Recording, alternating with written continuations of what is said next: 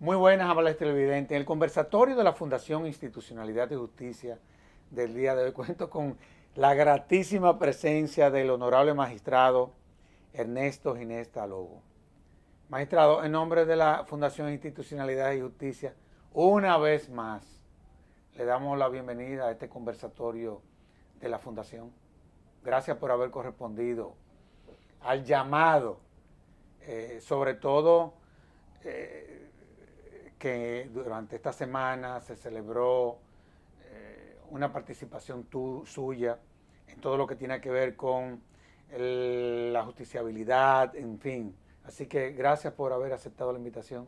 Bueno, no, es un placer estar siempre colaborando con Finjus y la República Dominicana, porque ya ustedes saben que soy un asiduo visitante, invitado a este hermoso país en temas jurídicos, constitucionales y de carácter administrativo. Es un honor nuevamente estar por acá y colaborar en lo que podamos ayudar y proyectar pues experiencias sobre todo del entorno iberoamericano, porque Claro, lo que hemos claro. hecho son estudios de, digamos, de derecho comparado iberoamericano. No, y además usted ha tenido una participación muy estelar en todo lo que son los eventos que el Foro Iberoamericano de Correcto. Derecho Administrativo ha venido celebrando, yo diría que en los últimos 15, 16 15, 17 años, años, esa sí. es la realidad. El último se celebró el año pasado aquí en el país y fue todo un éxito. De todos Sí. modos, a mí me llamó la atención, por ejemplo, el tema de su conferencia, la justiciabilidad. ¿De qué es de lo que se trata? Sobre todo desde la visión del derecho administrativo. Sí, bueno, esencialmente, Servio, es el tema de que toda manifestación de la conducta administrativa, cualquier, vamos, actuación de las administraciones públicas debe ser objeto o pasible de ser controlado y de ser fiscalizado ante la jurisdicción contenciosa administrativa. Si podemos utilizar un término más amplio que es justicia administrativa. En definitiva, pues es hablar un poco de que no debe haber reductos, ámbitos o zonas exentos de control o de fiscalización, porque cuando hablamos de justicia administrativa estamos hablando de actuar un principio esencial ancilar del Estado constitucional de derecho, que es el principio de la supremacía de la ley o el principio de legalidad. Eso significa que tiene que haber un juez o unos jueces o unas juezas que vayan a verificar que realmente los poderes públicos estén actuando conforme el bloque o el parámetro de legalidad y que no se aparten de ese bloque de legalidad. Plena justiciabilidad o una justicia administrativa plenaria y universal significa eso, que no hay ámbitos exentos de control, como lo existió en el pasado cuando teníamos una jurisdicción en algunos países eminentemente revisora, donde nada más se fiscalizaba el acto administrativo. Pero es que el acto administrativo es una de las tantas manifestaciones de las administraciones públicas. Hoy hay cosas más importantes como las omisiones de tipo material. Imagínese usted, dentro del contexto de un estado de bienestar o un estado social y democrático de derecho, lo que representan las omisiones de cara a la población del país, sobre todo la población más vulnerable, en materia, por ejemplo, de salud, de seguridad social, en materia de educación. Eso representa básicamente algo realmente relevante. El hecho que no se le brinde un servicio básico de salud, que no se le brinde un medicamento, un tratamiento, una intervención quirúrgica que requiere una persona. Bajo el esquema de la antigua justicia administrativa que se quiere superar en todos los países, ese tipo de conductas no son fiscalizables, ¿verdad? Lo mismo lo que se llaman las actuaciones materiales de las administraciones públicas, son aquellas actuaciones que no se traducen en un acto administrativo, pero que lesionan de alguna manera la esfera patrimonial o extrapatrimonial de los administrados. Claro, claro. ¿Y dónde y cuándo surge este principio de justiciabilidad? Bueno, básicamente quien viene a proclamarlo de manera amplia es Eduardo García Enterría, que todos sabemos que es un referente del derecho administrativo. Él empieza con este concepto de justicia plenaria y universal en una obra que realmente un opúsculo fabuloso que se llama La lucha contra las inmunidades del poder, y termina, eso lo escribe en 1962 y lo termina de, digamos, de plasmar en un libro más reciente del año 2004-2005 que se llama Las transformaciones de la justicia administrativa, de una justicia administrativa de excepción a la plena justiciabilidad. Entonces ahí es a donde él señala que tiene que haber un control total de los poderes públicos, de quienes detentan el poder público, porque precisamente ese es una de las bases angulares del Estado de Derecho. Ahora, él hablaba, por ejemplo, sobre la justicia administrativa plenaria y universal. Sí. ¿Qué envuelve, por ejemplo, ese concepto? Porque la verdad es que no deja de ser novedoso, o no Sí. dejó de serlo. Sí, sí. Es que en el esquema antiguo, que todavía muchos países de Iberoamérica siguen anclados, de una jurisdicción revisora objetiva, se juzga un acto administrativo nada más, y no se juzgan omisiones, y no se juzgan actuaciones materiales, y tampoco se entra a resolver el tema residual de las relaciones jurídico-administrativas. Entonces hay muchas cuestiones de las administraciones públicas que quedan exentas de control. Entonces la plena justiciabilidad es llevar o tener el ciudadano, el administrador, la posibilidad de discutir cualquier conflicto que tenga con las administraciones públicas, sea por conductas activas u omisivas. Ahora, nosotros tenemos desde el 2010 Sí, en la Constitución muy claro, inclusive tendremos que legislar en esa dirección, porque aun cuando tenemos una ley, la 107-13, que es la de la relación entre la administración y el ciudadano, hay una serie de vacíos en cuanto a la responsabilidad patrimonial de las instituciones y o sus funcionarios.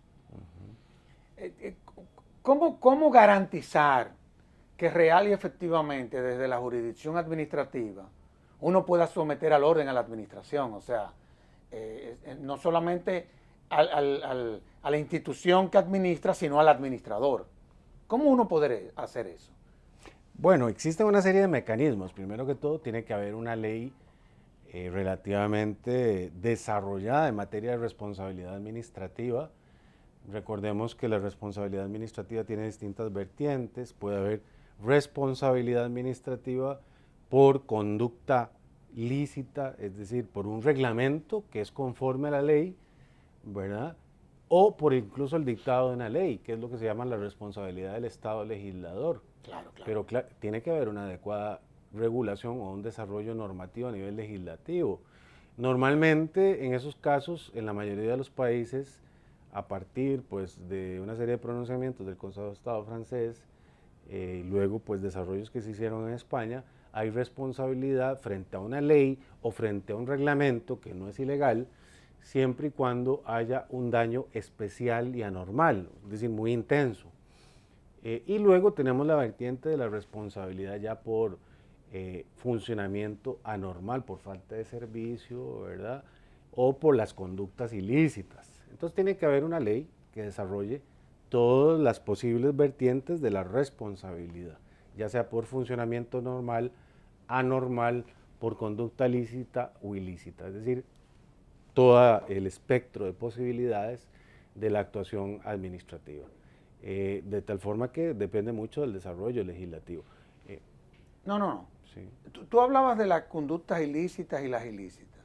Cuando uno analiza, por ejemplo, la naturaleza de la sanción Sí, de las faltas que se cometen desde la administración, generalmente son amonestaciones, claro. La destitución en algunos casos. Pero cuando, por ejemplo, cuando deja de ser estrictamente administrativa la sanción en un delito administrativo, y me explico, no siempre generalmente una omisión o una acción indebida de la administración genera una sanción administrativa, sino que también puede generar una sanción de tipo penal. ¿Cómo deslindar eso? O sea, ¿cómo funcionaría el sistema? ¿Quién se sobrepone a quién? Claro. Hay un tema a nivel iberoamericano y quizá mundial, y es que en muchas ocasiones el daño que comete un aparato administrativo es un daño anónimo, es decir, el administrado no sabe quién provocó el daño porque las administraciones públicas actúan a través de grupos de funcionarios. Pero igual hay muchas ocasiones en que sí está plenamente identificado el funcionario o la funcionaria que cometió el daño o la lesión. En esos casos está probado que la mayoría de las administraciones públicas asumen el pago de la indemnización frente al administrado por el daño provocado, pero no ejercen la acción de regreso o la acción de recuperación de lo pagado frente al funcionario culpable. Claro. Entonces esto se convierte en un tema que está erosionando fuertemente la hacienda pública y los presupuestos públicos, porque hay una suerte de inercia, de indolencia de los poderes públicos a la hora de ejercer la acción de recuperación de lo pagado frente al funcionario realmente responsable. Porque en la mayoría de los casos te digo que hay un funcionario identificado. Habrá casos excepcionales donde no se identifica ese funcionario. Entonces, por ejemplo, se han dado estudios en el sentido de que las administraciones no ejercen esa, y eso supone un empobrecimiento ilícito de las administraciones públicas, porque a raíz de una falta de un funcionario, están pagándole con el erario público a un administrado.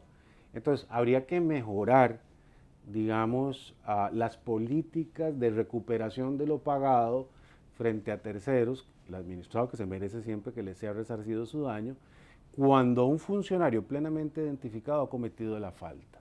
Y esa falta puede ser por dolo o por culpa grave, en cuyo caso no cabe la menor duda de que hay que cobrarle a ese funcionario. Hay que mejorar entonces los sistemas, creo yo, para hacer esos cobros, y obviamente el régimen disciplinario creo yo que hay que remozarlo y hay que redimensionarlo, porque habrá situaciones en que un funcionario reincidente en la causación de un daño a terceros administrados podría ser causal de suspensión o eventualmente de despido. Es decir, habría que mejorar en ese sentido, porque puede ser perfectamente un funcionario negligente, no estoy diciendo que todos lo sean, ni que la gran mayoría, pero puede ser un funcionario reincidente y negligente. Inclusive nosotros estamos trabajando una propuesta para regular esa responsabilidad patrimonial, ¿verdad? Sí. De las instituciones o del funcionario. Y uno de los aspectos que estamos tratando de ver cómo podemos dejar bien claro es ese derecho de repetición que tendría la administración frente a un funcionario que viene cometiendo ese tipo de errores.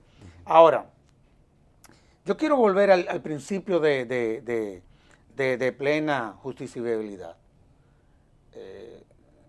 porque la verdad es que no deja de ser interesante. Sí, claro. Honestamente hablando te lo digo. Yo creo que el profesor de Enterría se inmortalizó cuando decidió irse por esa dirección. Y es ¿qué relación tiene con el modelo del Estado social y democrático de derecho este principio? Sobre todo en países como los nuestros, sí, en donde, si bien es cierto que en nuestras constituciones, habiendo sido liberal, pasaron del concepto liberal al concepto de Estado social y democrático de derecho, pero ¿cómo se puede materializar eso? O sea, ¿qué relación hay entre este principio de justiciabilidad y el Estado social y democrático de derecho? Bueno, eso es una relación muy interesante, y es que en el concepto del Estado liberal de derecho, el Estado policía, recordemos que regían en su máximo esplendor los llamados derechos de primera generación, civiles y políticos, y regía aquella máxima conforme a la cual pues, el Estado no debe interferir en la vida privada. Es un poco el liberalismo económico, laissez-faire, laissez-passer. Claro, claro, claro. Lo mismo en el ámbito jurídico. Entonces el Estado es un Estado policía, es decir, un Estado gendarme que debe verificar que se respete las libertades de carácter civil y político, y ahí cumplía el Estado con su misión. Cuando damos el paso al Estado social y democrático de derecho, estamos hablando de un Estado proactivo, un Estado que brinda prestaciones positivas a los ciudadanos. Estamos hablando de servicios públicos efectivos. Esos servicios públicos efectivos, ¿para qué son? Básicamente para erradicar las desigualdades reales y efectivas que hay en conglomerado social, porque sabemos que hay gente que no tiene posibilidad de acudir a la medicina privada, entonces tiene que acceder a la medicina pública. Hay gente que no puede tener a sus hijos en las escuelas o los centros de educación privados y tiene que acudir a la educación pública. Una administración prestacional. Veamos entonces qué interesante, cómo en el Estado liberal de derecho, en el Estado de policía, operaba el principio de prohibición del exceso. Es decir, ese Estado de policía o gendarme no debía ir más allá para no interferir la libertad y la propiedad de las personas, pero en el Estado social y democrático de derecho, en el marco de una administración prestacional, no una administración de limitación, que es la fase anterior, se requieren servicios públicos. Y entonces rige el principio de interdicción o de prohibición del defecto. Es decir, los poderes públicos no pueden ser omisos y no pueden caer en defecto, ¿verdad? Dejando de prestar servicios esenciales para garantizarle un mínimo vital a los ciudadanos, sobre todo a los ciudadanos desfavorecidos porque pertenecen a grupos en desventaja o porque pertenecen a capas y estratos, digámoslo, socioeconómicos necesitados, es decir, de que con alguna desventaja desde el punto de vista socioeconómico. Qué bien. Cuando uno habla de principios, muchas veces,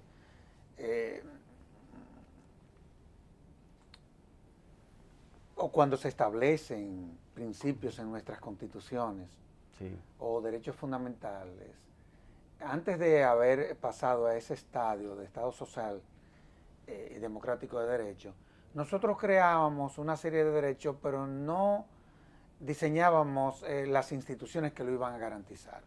Esa era una manía que había. Sí.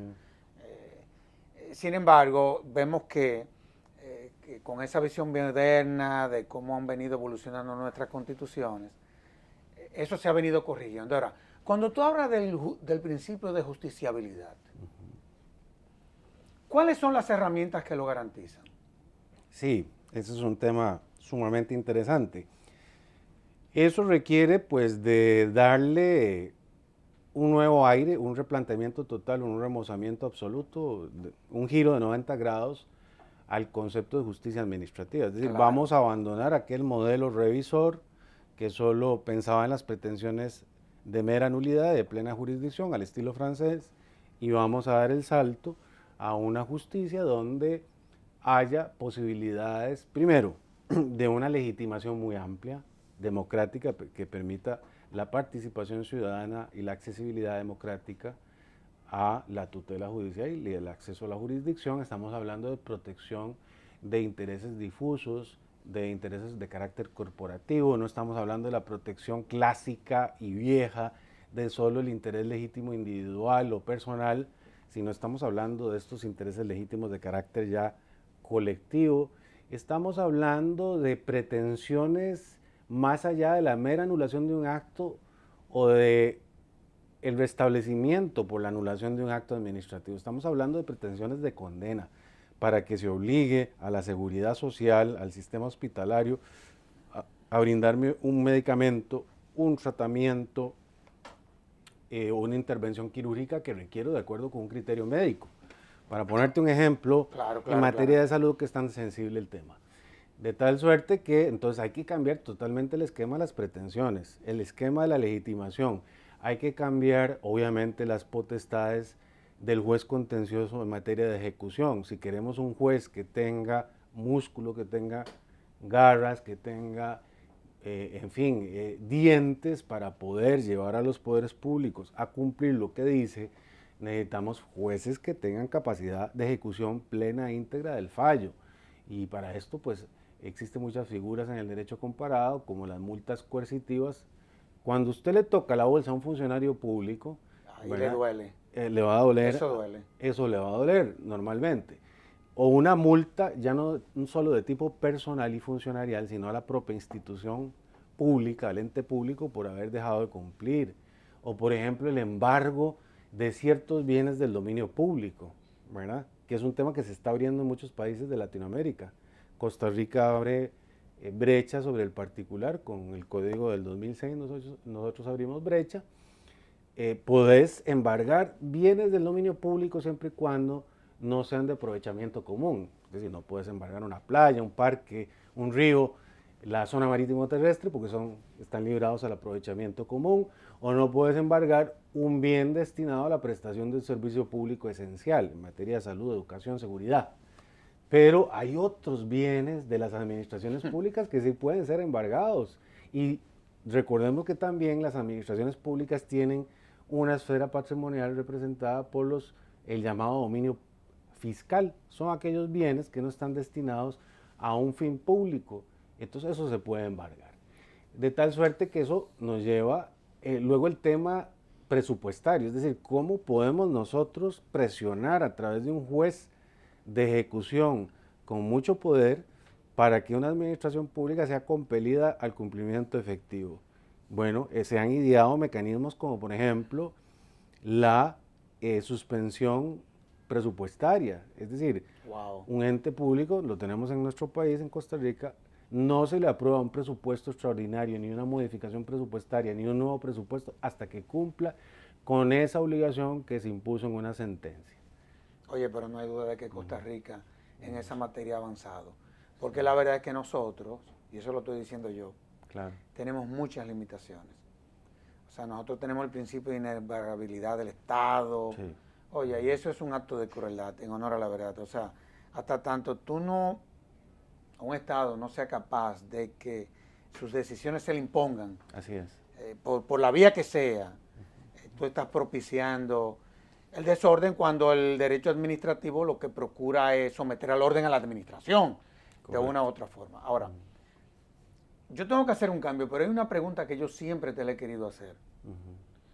Tú has sido juez de la Sala Constitucional de Costa Rica, llegaste a ser su presidente hasta hace unos días. Una semana. Tú eres administrativista, pero también eres constitucionalista. ¿Cuándo el administrativista deja de ser constitucionalista y cuándo el constitucionalista deja de ser administrativista? Porque una cosa es que hay uno que controla el poder, pero hay otro que lo somete al orden, a la administración. ¿Cuándo tú separas, no, porque claro, yo no te voy a decir que tú seas bipolar.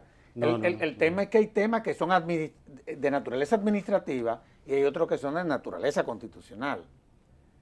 Sí. ¿Cómo tú resuelves el problema, siéndote honesto? Sí. Bueno, primero empiezo por decirte que la relación entre el derecho administrativo y el derecho constitucional es una relación inescindible, no los puedes separar. Es decir, vienen como mellizos, es decir, es el derecho público en sentido estricto. Decía por ahí Rossi y luego Uriu, siguiendo a Paolo Rossi, que las grandes cabezas de capítulo del derecho administrativo están en el derecho constitucional. Claro. Y el presidente del Tribunal Federal Administrativo Alemán, Fleiner, decía que el derecho administrativo es derecho constitucional concretizado. Pero bueno, hay un momento en que sí hay que separar y hay que segmentar, sobre todo cuando estás a nivel de jurisdicción y de control. Claro. Porque una cosa es el control que ejerce un tribunal constitucional y otro el control que ejerce una justicia o una jurisdicción administrativa. Ahí sí tiene que haber un deslinde apropiado para no inducir a equívocos al justiciable, en este caso en sentido amplio, ¿verdad? Y para que ese tribunal constitucional no incursione en temas de legalidad, con lo cual estaría usurpando las competencias de la jurisdicción ordinaria, o viceversa, que la jurisdicción ordinaria contenciosa administrativa usurpe, digamos, funciones y competencias de un tribunal constitucional, lo cual ya sería verdaderamente alarmante. Entonces sí es muy importante mantener las dos órbitas separadas, por lo menos a nivel de fiscalización y de control. ¿Cómo se hace esto? Es una tarea difícil y complicada. Pablo Pérez Trems, que es un constitucionalista español, fue miembro del Tribunal Constitucional, dice que esto es misión imposible, pero bueno, se puede hacer un ejercicio. Es complicado, Ernesto. Es complicado. Es muy complicado. Es complicado. Y entonces el ejercicio consiste en que un tribunal constitucional tenga criterios relativamente claros de cuándo un tema es de legalidad y cuándo es un tema de constitucionalidad. En último término, parece ser que un tribunal constitucional, por ser el último y definitivo intérprete de la Constitución tiene la competencia para decir cuándo este tema es constitucional o este tema de legalidad. Ahí se le puede ir de las manos la competencia, puede abusar de esa competencia y atraer, a través de un fuero de atracción, ¿verdad?, entre comillas, puede atraer una discusión de carácter estrictamente legal, que debería ser residenciada en la jurisdicción ordinaria. Puede ser que se equivoque el tribunal, puede ser que no se equivoque. Entonces, bueno, creo que debe pasar por una autocontención del Tribunal Constitucional y una definición, digamos, relativamente uniforme para que los ciudadanos tengan seguridad y certeza de cuándo ir ante la jurisdicción ordinaria y cuánto ante el Tribunal Constitucional. Qué bien. De todos modos, vamos a hacer una pausa y de inmediato volvemos con Ernesto Ginesta Lobo.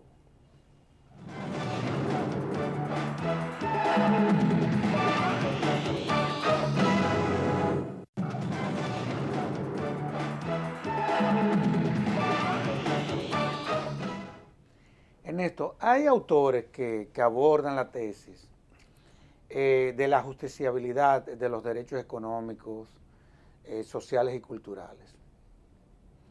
Partiendo de la base de estos derechos, ¿son esencialmente justiciables? ¿Son justiciables los derechos económicos, culturales? En mi criterio sí, es decir... Porque hay un debate, ¿eh? Claro, hay un debate. Por supuesto que sí. Hoy día en Europa la tendencia es a considerarlos como no justiciables. Y, por ejemplo, la Constitución española consagra estos derechos en la tradición latinoamericana nítidos y claros. ¿Pero hay mecanismos que lo garanticen?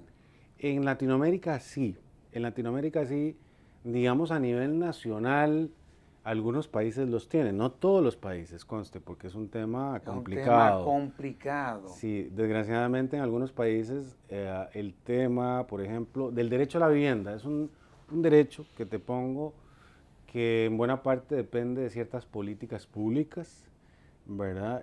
A nivel de crédito, a nivel de facilidades para los ciudadanos, etcétera. Entonces, algunos países y algunos tribunales, cortes o tribunales constitucionales lo ven como etéreo, pero bueno, en definitiva tiene que haber plena justiciabilidad, plena exigibilidad de estos derechos. En el sistema interamericano, de otra parte, si bien es cierto existe el Protocolo de San Salvador, que es el protocolo relativo a los derechos DESC, económicos, sociales y culturales, la Corte Interamericana tiene limitada la competencia respecto de algunos derechos DESC del Protocolo de San Salvador. Pero la Corte Interamericana ha ideado una figura jurisprudencial que se llama los derechos puente. A través, por ejemplo, del derecho a la vida, le ha entrado a temas como el derecho a la salud y la seguridad social. Es un tema interesante, es decir, cómo la Corte, por lo menos en esa materia, ha sido un poquito progresista y ha utilizado esta figura de derechos puente para abrir un poco la protección respecto de derechos económicos, sociales y culturales. Pero sí, es cierto, no hay, digamos, en el sistema interamericano como, digamos, claro que están regulados, pero hace falta, digamos, un régimen más claro, más preciso de protección ante, en este caso, la entidad regional de protección. Y a nivel nacional hay muchas falencias de legitimación, ¿verdad?, para pedir la protección de este tipo de derechos. A tu juicio, y partiendo de esa visión que tú tienes del derecho administrativo y del derecho constitucional, ¿tú crees que desde el punto de vista del impacto tiene la misma importancia el principio de justiciabilidad en el derecho administrativo como en el derecho constitucional? La misma importancia, es decir, para ser ciudadanos integrales, para ser personas en un sistema político, jurídico, en una organización, como se quiera llamar, Estado, y no ser siervos menguados, tenemos que tener la posibilidad de impugnar sin ningún obstáculo cualquier manifestación del poder político o del poder administrativo. Cuando uno habla, por ejemplo, de derecho administrativo y de derecho constitucional, evidentemente que eso tiene un impacto político. Sí. No hay forma de tú deslindar. Sí. Yo no te voy a decir que la política, aunque es difícil deslindarla, la política, en todo lo que tiene que ver con una jurisdicción administrativa o con una jurisdicción constitucional. Es muy difícil. El impacto de la política en todo esto, y sobre todo partiendo de lo sensible que es para la administración, el que se le someta al orden, el que se le controle el poder, porque a fin de cuentas uno tiene que ser moderado, o sea, administrando, digamos así, este tipo de derecho, te lo estoy tratando de plantear con sinceridad. Sí, sí. Los jueces, de una u otra forma, tienen una génesis política. O sea, entonces, tú llegar por la política a ocupar una posición en donde tú termines poniendo al orden a los políticos, ¿cómo manejar eso? Claro. Bueno, control de legalidad, justicia administrativa, control de constitucionalidad, justicia constitucional, dos componentes, en eso coincido plenamente contigo, Servio, dos componentes básicos del engranaje del Estado constitucional de derecho, que tienen tremendos ingredientes políticos. Cuando hablamos del control de la función política o del control de la función administrativa, estamos hablando de cuestiones muy delicadas desde el punto de vista político, porque estamos hablando de que esos administradores y esos políticos tienen que estar sujetos pues a parámetros de control, y entonces siempre va a haber una suerte de reticencia y alguna resistencia a estos controles. Eso pasa en cualquier país. Tanto lo que confirma, digamos, este tema, es que modelos de justicia administrativa hay tres modelos. Modelos de justicia constitucional hay muchos modelos, digamos, el concentrado, el difuso, el mixto, iberoamericano. Claro. ¿Ah? Entonces, ¿eso qué significa? Que hay que ajustar cada modelo pues al temperamento político, social, económico y cultural de cada país, porque también cada país tiene sus propias coordenadas histórico-políticas y sociales, culturales, pero sin renunciar nunca a la posibilidad que tenga el ciudadano, la persona, por su dignidad intrínseca, ¿verdad?, que se la da la Constitución, de controlar cualquier forma de manifestación del poder. Tú hablabas ahorita sobre los derechos difusos, Sí. Los derechos colectivos, de una u otra forma. Nosotros, en virtud de lo que establece la Constitución, una de las instancias que pueden contribuir a garantizar esos derechos es la figura del defensor del pueblo. Generalmente cuando se quieren reclamar o hacer peticiones sobre la base del ejercicio de estos derechos, esa es la instancia. ¿En Costa Rica cuál es? Bueno, en Costa Rica ahorita lo tenemos contemplado en la justicia administrativa. Sigue siendo la justicia administrativa. Y en la justicia constitucional. Primero fue en la justicia constitucional, desde 1989, hay una legitimación colectiva, ¿verdad? Imagínate tú, temas tan sensibles para grupos colectivos y de intereses de todos y de ningún ciudadano, o sea, difusos, como en materia ambiental, en materia de patrimonio cultural, patrimonio natural del Estado, el tema derecho al consumidor. Derecho al consumidor, derecho a la competencia. Estamos hablando de temas muy gruesos. Muy complicados. Si no tenemos legitimación colectiva en estos campos, obviamente vamos a tener una justicia menos accesible y menos democrática. Y en el 2006 el tema se pasó al Código Procesal Contencioso Administrativo para que ante la justicia administrativa sea igual. Además, existen ciertos casos donde la legislación ambiental, por ejemplo, ha ido abriendo brecha, contemplando acciones populares, que va mucho más allá ya de los intereses difusos y corporativos, porque ya la acción popular es que cualquier persona, por el mero interés, digamos, de que haya una corrección en la actuación pública, pueda presentar una demanda, ¿verdad? Pero Normalmente aquí se sigue el principio en la doctrina de la reserva de ley, es decir, la acción popular tiene que ser reserva de ley, porque si no también entrabamos todo el aparato administrativo y el aparato de gobierno en general, porque llega cualquier persona y lo puede entorpecer. Una de las cosas que, por ejemplo, nosotros hemos analizado en los congresos que hemos hecho en el marco del Foro Iberoamericano es todo lo que tiene que ver con las contrataciones públicas. Sí.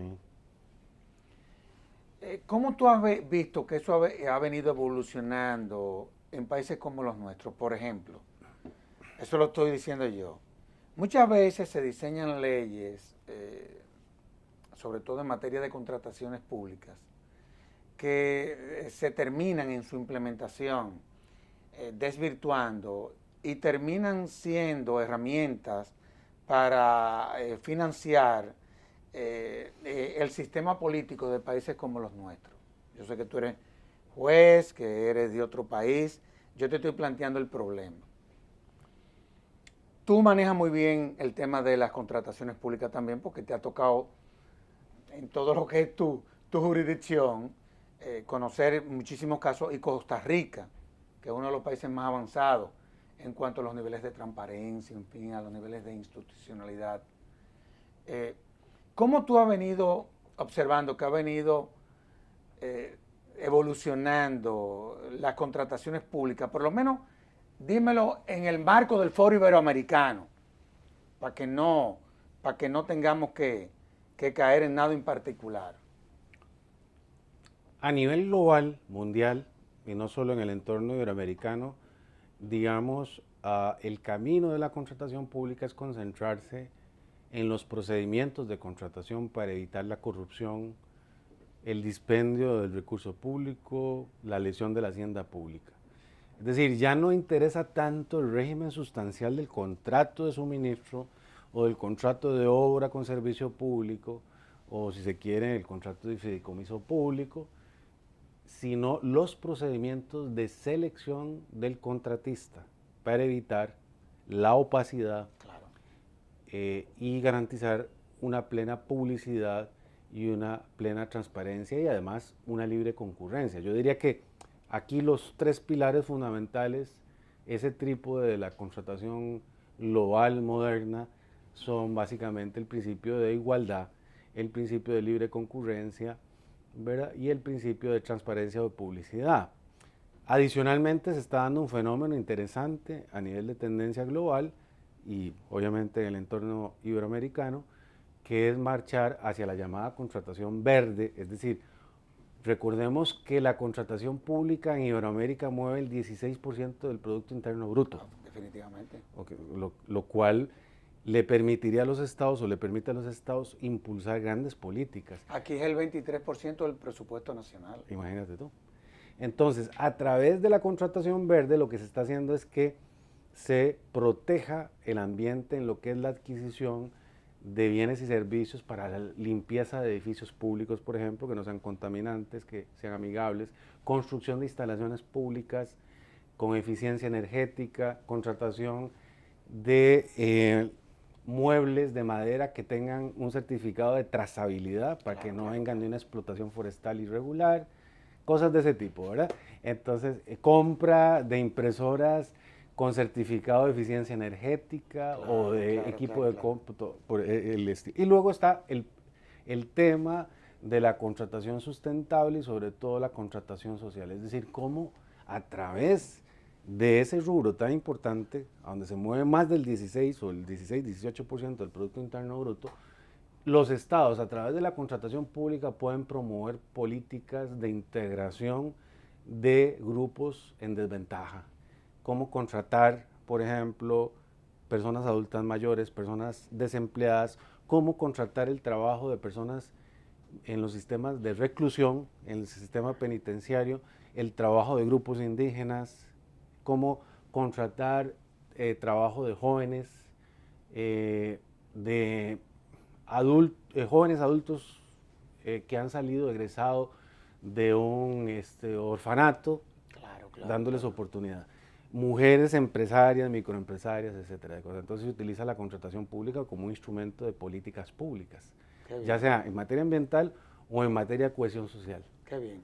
Yo te hacía la pregunta porque nosotros estamos en la actual coyuntura construyendo una propuesta de modificación o de transformación, digamos así, a todo lo que es el sistema de compras y contrataciones en la República Dominicana, y no hay duda de que esas posiciones que ustedes han planteado aquí nos van a servir de mucho.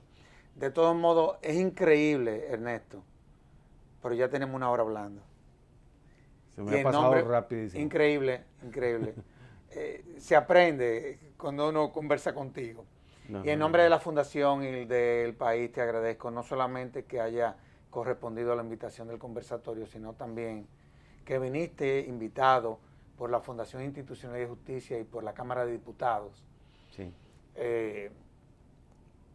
Y en esta semana diste una conferencia monumental sobre precisamente el principio de justiciabilidad en el área administrativa, que sin lugar a dudas nos va a impactar en todo lo que tiene que ver con esa jurisdicción. Así que muchísimas gracias.